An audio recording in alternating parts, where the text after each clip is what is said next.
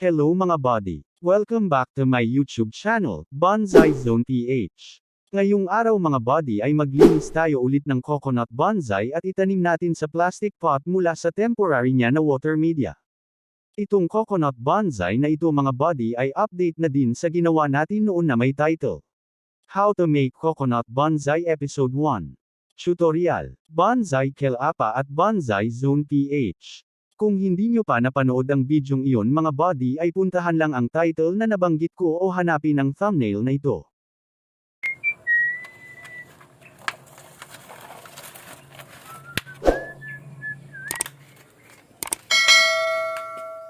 Panoorin nyo mga buddy kung paano ko ito linisin at itanim sa kanyang permanent pot, at kung may katanungan kayo tungkol sa pagtanim nito mga buddy ay i-comment mo lang at ating sasagutin.